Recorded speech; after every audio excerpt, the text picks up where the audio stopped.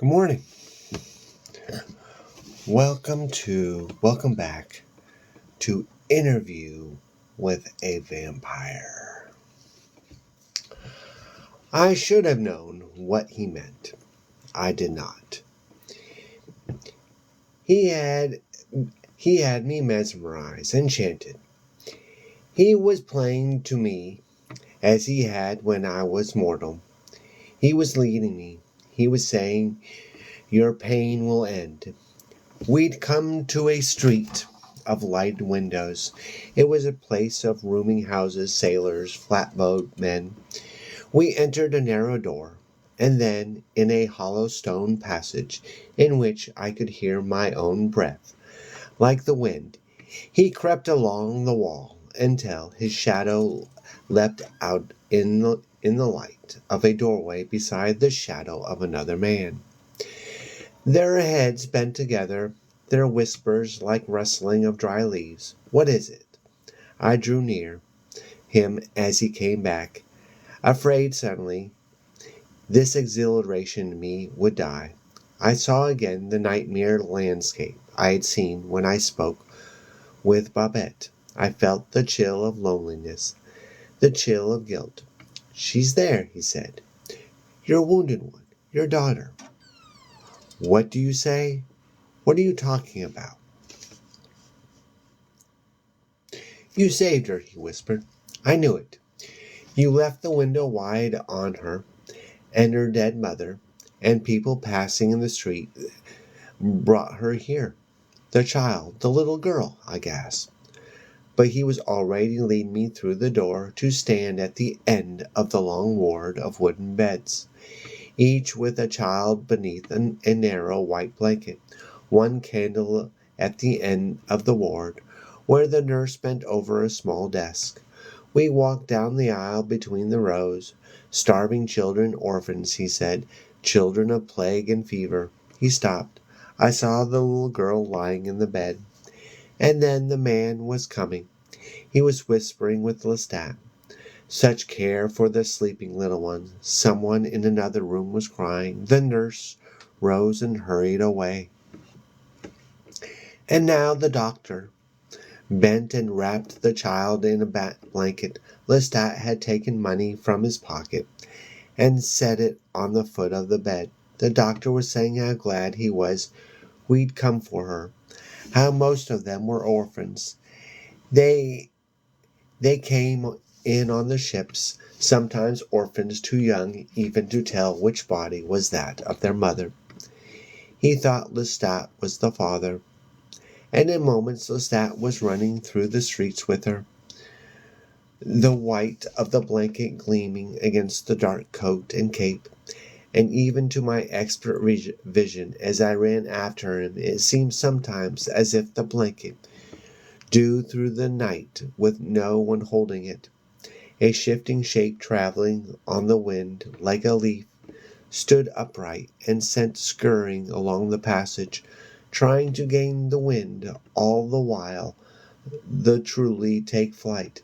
I caught him finally as we approached the lamps near the place Place d'Armes. The child lay pale on his shoulder, her cheeks still full like plums. Though she was drained near death, she opened her eyes, or rather the lids slid back, and beneath the long curling lashes I saw a streak of white. "Lestat, what are you doing? Where are you taking her?" I demanded. But I knew too well. He was heading for the hotel and meant to take her into our room. The corpses were as we left them, one neatly set in the coffin as if an undertaker had already attended her, the other in her chair at the table. Lestat brushed past them as if he didn't see them, while I watched him in fascination. The candles had all burned down, and the only light was that of the moon and the street. I could see his iced and gleaming profile as he set the child down on the pillow. "Come here, Louis. You haven't fed enough." "I know you haven't," he said, with the same calm, convincing voice he had used skillfully all evening. He held my hand in his own warm and tight. "See here, Louis, how plump and sweet she looks, as if even death can't take her freshness. The will to live is too strong. He might have he might make a sculpture of her tiny lips and rounded hands, but he he cannot her faded. You remember the way you wanted her when you saw her in that room. I resisted him. I didn't want to kill her. I had wanted to last night, and then suddenly I remembered two conflicting and, and was torn in agony. I remembered the powerful beating of her heart against mine, and I hungered for it so badly I turned my back on her in the bed and would have rushed out of the room had not Lestat held me fast. And I remember her mother's face, and that moment of horror when I dropped the child. He'd come into the room, but he wasn't mocking me now. He was confusing me. "You want her, Louis, don't you see? Once you've taken her, then you can take whomever you wish. You wanted her last night, but you weakened, and that's why she's not dead." I could feel it was true. What he said, I could feel again the ecstasy of being pressed to her, her little heart going and going. "She's too strong for me, her heart. I wouldn't give up," I said to him. "Is she so strong?" He smiled. He drew me close to him. "Take her, Louis. I know you want her." And I did. I drew close to the bed now and just watched her, her chest barely moving with her breath, and one small hand was tangled in her long gold hair.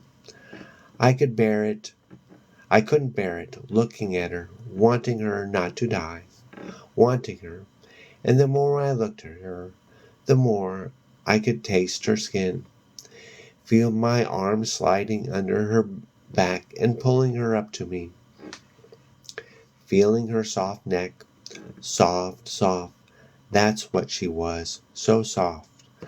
I tried to tell myself it was best for her to die. What was to become of her? But these were lying thoughts. I wanted her.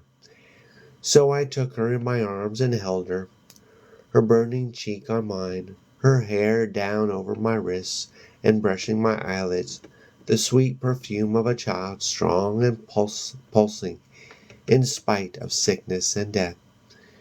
She moaned now, stirred in her sleep, and that was more than I could bear. Kill her before let her wake and know it. I went into her throat and heard Lestat saying to me strangely, "Just a little tear. It's just a little throat." And I obeyed him.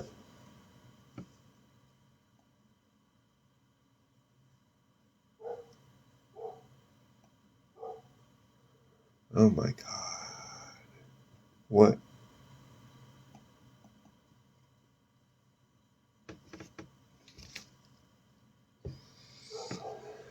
I hate when this happens.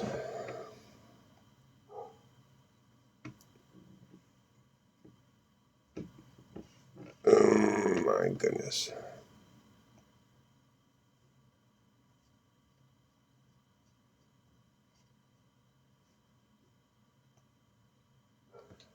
All right, now we're starting chapter 9.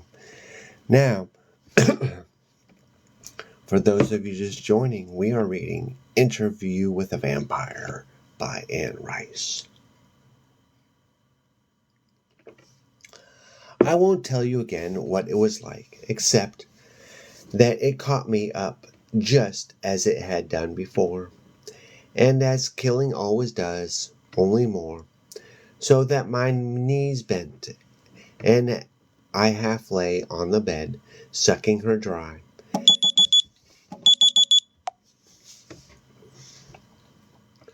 That heart pounding again, that would not slow, would not give up.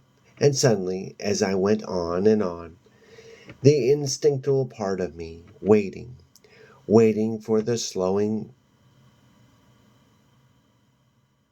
of the heart, which would mean death. Lestat wrenched me from her. But she's not dead, I whispered. But it was over. The furniture of the room emerged from the darkness. I sat stunned, staring at her, too weak to move, my head rolling back against the headboard of the bed, my hands pressing down on the velvet spread. Lestat was snatching her up, talking to her, saying a name. Claudia, Claudia, listen to me. Can't come round. Claudia. He was carrying her now out of the bedroom into the parlor, and his voice was so soft I barely heard him. You're ill. Do you hear me? You must do as I tell you to get well. And then, in the pause that followed, I came to my senses. I realized what he was doing, that he had cut his wrist and given it to her, and she was drinking. That's it, dear, more. He was saying to her, you must drink to get well. Damn you, I shouted, and he hissed at me with blazing eyes. He sat on the settee with her locked to his wrist. I saw her white hand clutching at his sleeve, and I could see his chest heaving for breath, and his face contorted the way I'd never seen it. He let out a moan and whispered again to her to go on, and when I moved from the threshold he glared at me again, as if to say, I'll kill you. But why, Lestat? I whispered to him.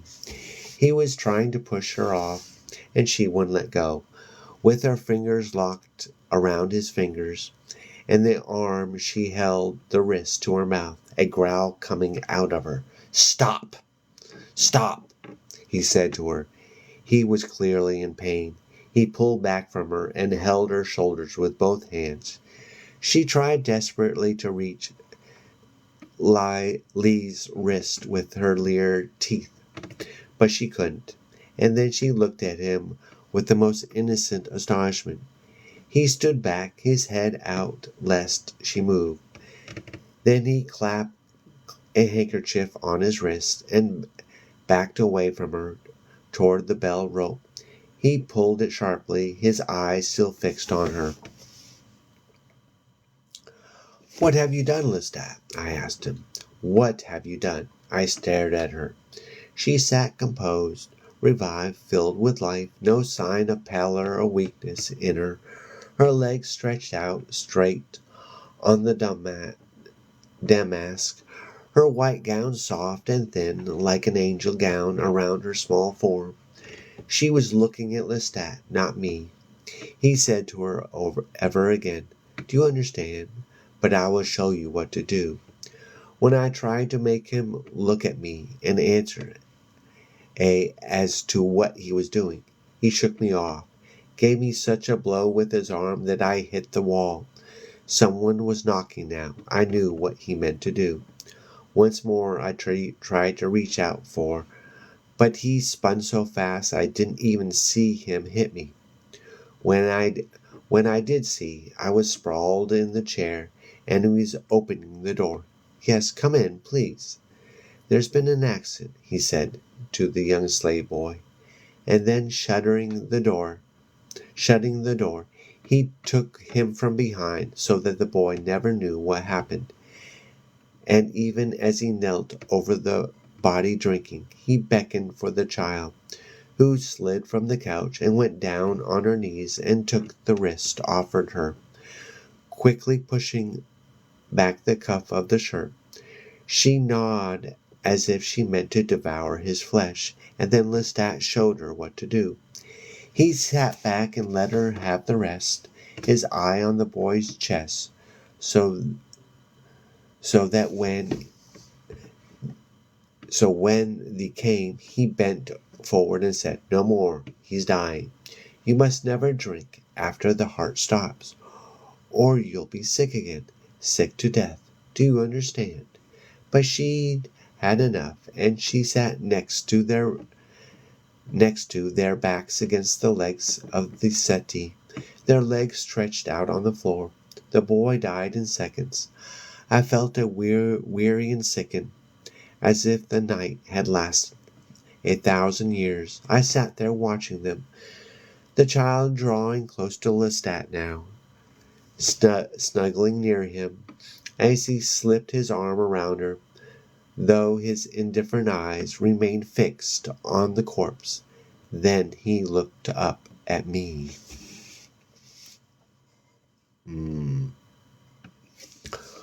"Where is Mamma?" asked the child softly.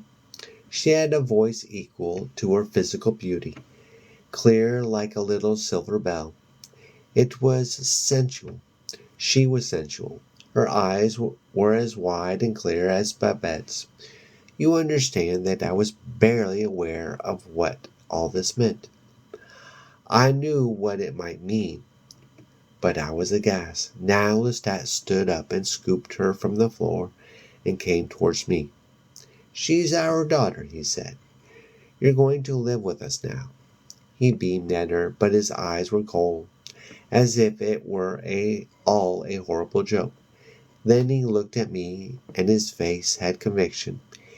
He pushed her towards me. I found her on my lap, my arms around her, feeling again how soft she was, how plump her skin was, like the skin of warm fruit, plums warmed by sunlight. Her huge luminescent eyes were fixed on me with trusting curiosity. "This is Louis, and I am Lestat," he said to her, dropping down beside her. She looked about and said that it was a pretty room, very pretty, but she wanted her mamma. He had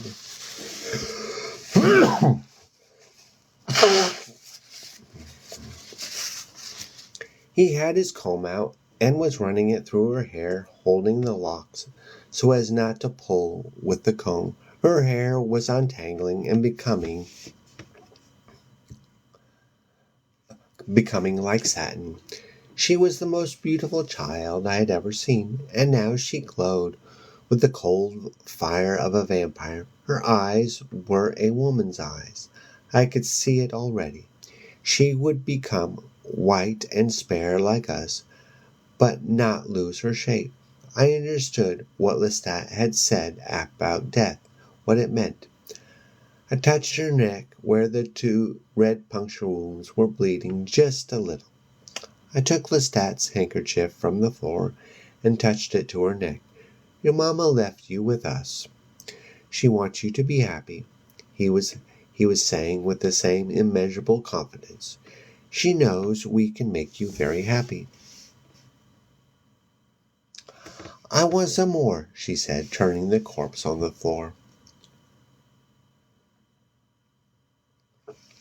"No, not tonight. Tomorrow night," said Lestat, and he went to take the lady out of his coffin. The child slid off my lap and followed her. She stood watching as Lestat put the 2 ladies and the slave boy into the bed. He brought the covers up to their chin. "Are they sick?" asked the child. "Yes, Claudia," he said.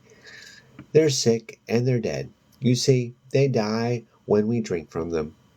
He came towards her and swung her up into his arms again. We stood there with her between us. I was mesmerized by her transformed, by her every gesture. She was not a child any longer. She was a vampire child. "Now Louis was going to leave us," said Lestat, his eyes moving from my face to hers. "He was going to go away. But now he's not, because he wants to stay and take care of you and make you happy." He looked at me. "You're not going, are you, Louis?" "You bastard," I whispered to him. "You fiend." "Such language in front of your daughter," he said. "I'm not your daughter," she said with a silvery voice. I'm my mamma's daughter. No, dear, not any more, he said to her. He glanced at the window, and then he shut the bedroom door behind us and turned the key in the lock. You're our daughter, Louis's daughter, and my daughter. Do you see? Now, whom should you sleep with, Louis or me? And then looking at me, he said, perhaps you should sleep with Louis. After all, when I'm tired, I'm not so kind. The vampire stopped. The boy said nothing. A child vampire, he whispered finally. The vampire glanced up suddenly, as though startled. Though his body made no movement, he glared at the tape recorder as if it were something monstrous. The boy saw that the tape was almost out. Quickly, he opened his briefcase and drew out a new cassette. Clumsily fitting it into place, he looked at the vampire as he pressed the record button. The vampire's face looked weary, drawn, his cheekbones more prominent, his brilliant green eyes enormous. They had begun at dark, which had come early on this San Francisco winter night, and now it was just before 10 p.m. The vampire straightened and smiled and said calmly, We are ready to go on. He had done this to the little girl just to keep with him, asked the boy. That is difficult to say. It was a statement. I'm convinced that Lestat was a person who preferred not to think or talk about his motives or beliefs, even to himself. One of those people who must act. Such a person must he push considerably before he will open up and confess that there is a method and thought to the way he lives. That is what happened that night with Lestat. He had been pushed to where he had to discover, even for himself, why he lived as he did. Keeping me with him, that was undoubtedly part of what pushed him. But I think in retrospect that he himself wanted to know his own reasons for killing, wanted to examine his own life. He was discovering when he spoke what he did believe, but he did indeed want me to remain. He lived with me in a way he could never have lived alone. And as I've told you, I was careful never to sign any property over to him, which maddened him that he could not persuade me to do. The vampire laughed suddenly. Look at all the other things he persuaded me to do. How strange. He could persuade me to kill a child, but not to part with my money. He shook his head, but he said, It wasn't greed, really, as you can see. It was fear of him that made me tight with him. Okay, Lestat is one of those vampires like Klaus and Damien. Okay. You speak of him as if he were dead. You say Lestat was this or was that. Is he dead? Asked the boy. I don't know, said the vampire. I think perhaps he is, but I'll come to that. We were talking to Claudia, weren't we? There was something else I wanted to say about Lestat's motives that night. Lestat trusted no one, as you see. He was like a cat, by his own admission, a lone predator, yet he had communicated with me that night. He had to some extent exposed himself simply by telling the truth. He had dropped his mockery, his condensation. He had forgotten his perpetual anger for just a little while, and this, for Lestat, was exposure. When we stood alone in the dark street, I felt him a communion with another. I hadn't felt it since I died. I rather think that he ushered Claudia into vampirism for revenge. Revenge, not only on you, but on the world, suggested the boy. Yes, as I said, Lestat's motives for everything revolved around revenge. Was it, oh my God, was it all started with the father, with the school? I don't know. I doubt it, said the vampire. But I want to go on. All right. So there we stop.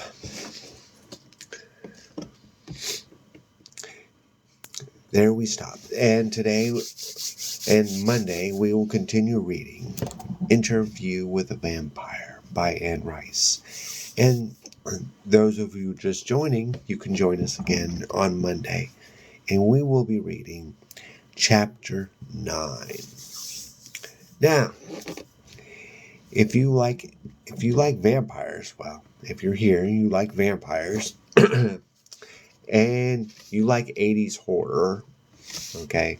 80s horror in my mind is 80s rock, no cell phones, and horror with comedy.